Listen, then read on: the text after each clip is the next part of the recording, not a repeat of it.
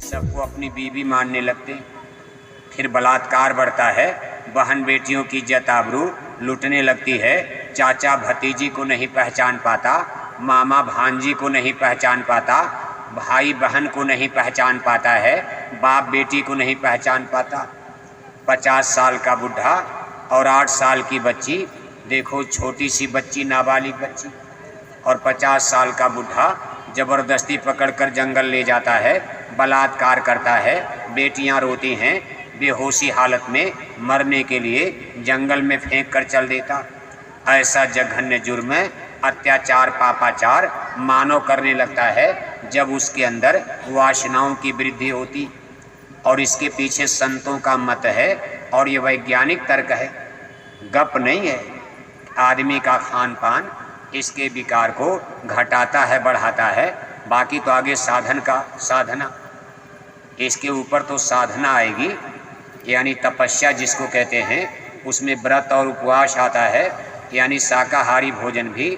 जब आपको आत्मा का डेवलप करना है, अब इसको भी ब्रीफ करना पड़ता, लेकिन शुरुआती दौर में जिसको अपनी आत्मा का विकास करना है उसको शाकाहारी बनना पड़ेगा। अब मान लो आप इतने सत्संगी भाई बहन शाकाहारी बन, गुरु महाराज की बात को मानकर आपने मुर्दा मांस शराब कबाब त्याग दिया। अब आपके अंदर वासनाएं घटती नजर आ रही, जरूर इस चीज़ का अनुभव करते होंगे, काम क्रोध लोभ मोह अहंकार। अब आपके अंदर गुस्सा कम आता, बात बात में आप झगड़ा करते थे, लाठी निकाल लेते थे, गांव में कोई आपको गाली दे दे तो लाठी डंडे से बात करते थे। लेकिन आज आप जैकेट पहन लिए, जय गुरुदेव मिशन में आ गए, सुबह शाम माला पूजा करने लगे।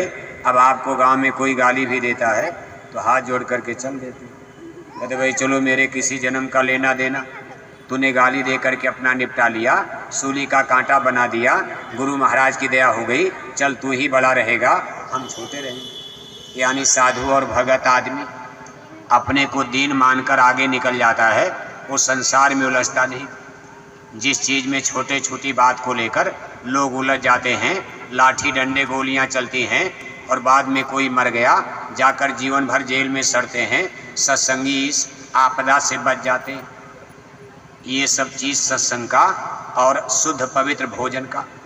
अब मान लो आप शाकाहारी हो गए, अब आपको शाकाहारी में भी शाकाहारी, अभी आपकी वासनाओं का समूल नष्ट तो हुआ नहीं है।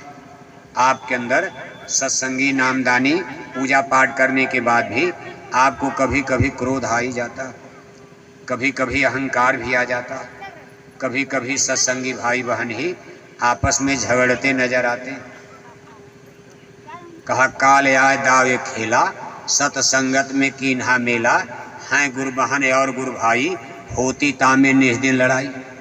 इसी में गोल बन जाती, पूरब वालों का सत्संग पूरब और पश्चिम वालों का सत्संग पश्चिम हो गया। कहा भाई हम न उनके सत्संग में जाएंगे न वो उनके सत्संग में आएंगे, अब सत्संगी ही गोल बना लेते हैं, तमाम गोल गैंग। अब ये सब देखो मन के विकार ही हैं। अब ये भी आपके धीरे धीरे दूर हो जाएंगे और आप में बहुत बड़ा प्रेम का दरिया हिलोरे लेगा, प्रेम सागर उमड़ पड़ेगा धरती पर, और हम सब लोग उसमें शाश्वत सनातन चेतन आनंद सुख का अनुभव करेंगे। लेकिन इसमें अभी समय लगेगा, जब तक ये सारी वासनाएं धीरे धीरे निर्मूल न हो जाए। तब इसमें आपको शाकाहारी में, अब पूर्ण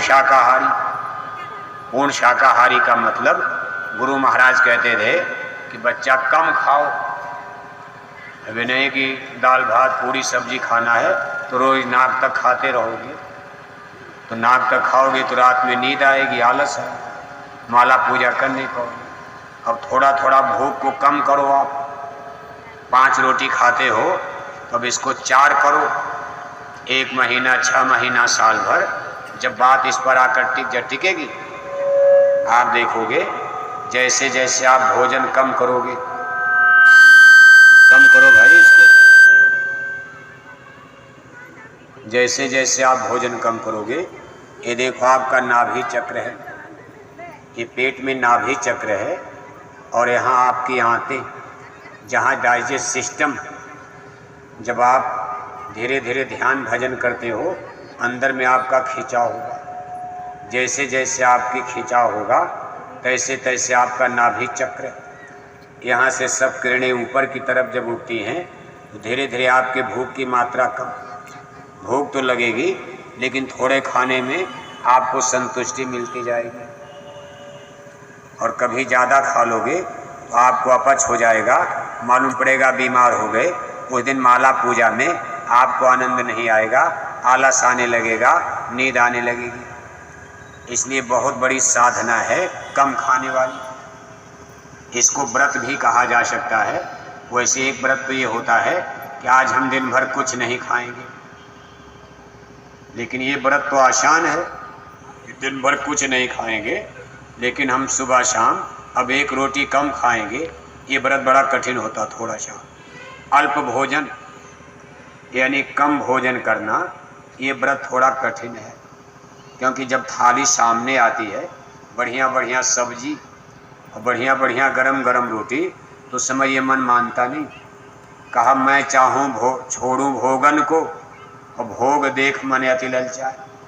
भाई नहीं गिरेंगे नहीं गिरेंगे नहीं गिरेंगे, लेकिन जब भोग की चीज़ सामने आती है तो बड़े बड़े लोगों का मन डोल जाता, फिर आदमी अपने को संभाल नहीं पाता। अब इसी कसरत को आपको धीरे धीरे आगे बढ़ाना है कि आपके सामने भोग हो लेकिन आप अपने मन को रोक लो।